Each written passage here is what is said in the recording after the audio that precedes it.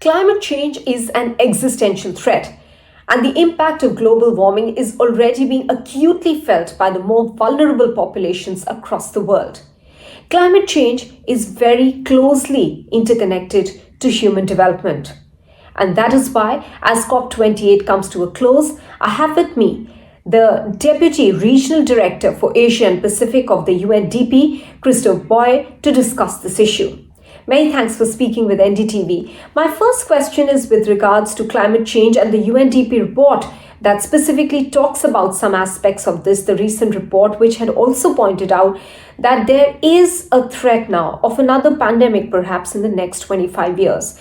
So how are these vulnerable populations expected to shield themselves?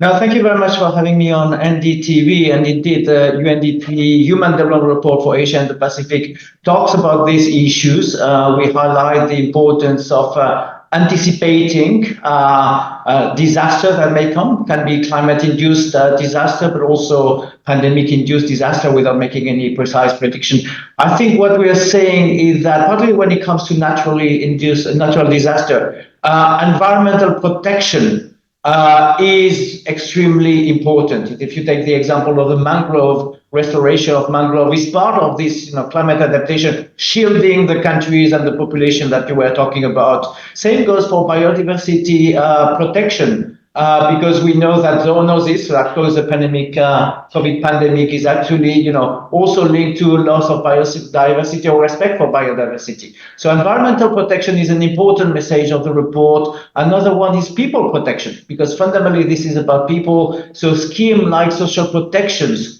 go a long way in terms of protecting, shielding the people from shocks that they can experience. We also place a lot of emphasis on early warning systems, be able to detect earlier signs or anticipate looming disaster and be able to react. And that actually brings me to the fourth response that we are giving is the need for governance, for planning, for policy responses to be anticipatory. So really foresight is very much part of the way of governance of the future. Also adaptability, being able to quickly react to changing circumstances, and agility, which means basically quick and efficient response, is also part of the way that we can shield the citizens from the shocks that you were mentioning. So this is the gist of the report when it comes to that very issue. Now, if we specifically talk about this region, what are the impacts of disaster-induced displacement? What are we seeing currently with regards to this aspect? What are the fallouts? So those displacements that you were mentioning are already happening. I mean, they're happening in Asia. They're also happening in the small island states of the Pacific. And the numbers are going to increase, that's most likely. What we need to actually be able to anticipate is also not only the mere migration, but also the disruptions.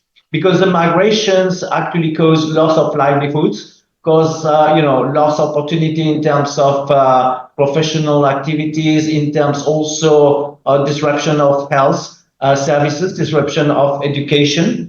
And it's also the management of migration in terms of planning for those displaced people, find them, places, find them, public services. So it does require, I'm going back to this point, it does require anticipation.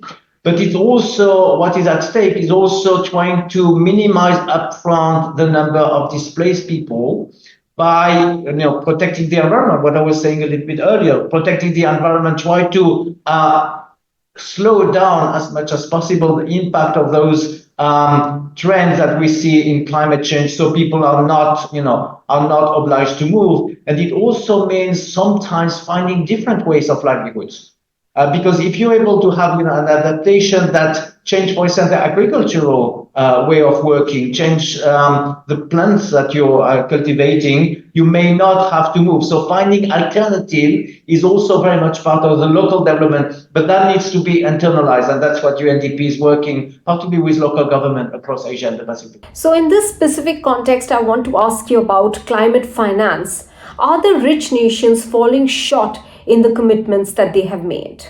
So there have been a number of global commitments when it comes to climate change, and most recently at COP28, loss and damage, with funding that needs to be happening with allocations being made up to the pledge made, and then implementation, use of those resources. And that's what UNDP is working a lot on in many countries, accessing those resources and then translating it into action. So that is one. But you also mentioned climate finance. And yes, climate finance is absolutely fundamental. That includes green finance. And in particular, coming from the private sector, entrepreneurships, investors, and we see a very, upward, very dynamic trend in Asia and the Pacific, particularly about climate finance. Green bonds, for instance, we have countries that have issued green bonds very successfully. Blended finance, so this whole area we call it sustainable finance in UNDP. So that includes, climate finance, but also other instruments like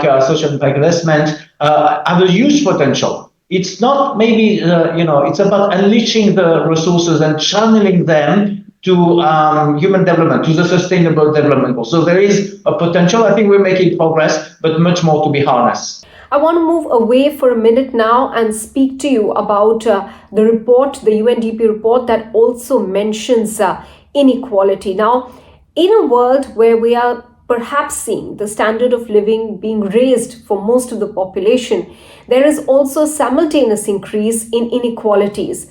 How do these contradictory aspects happen simultaneously? How do you explain these?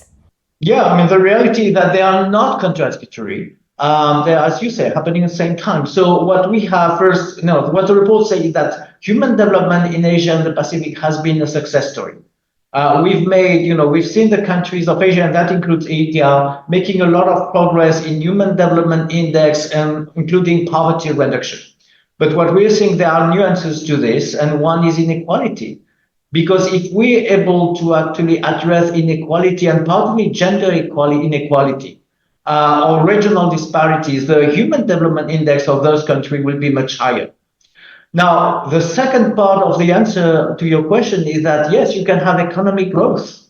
But if economic growth does not come, with a redistribution, a fair distribution, you will have on average, aggregate terms, improved standard of living. But in reality, the up part of the population living very well, being very wealthy, and at the same time, the inequality gap increasing.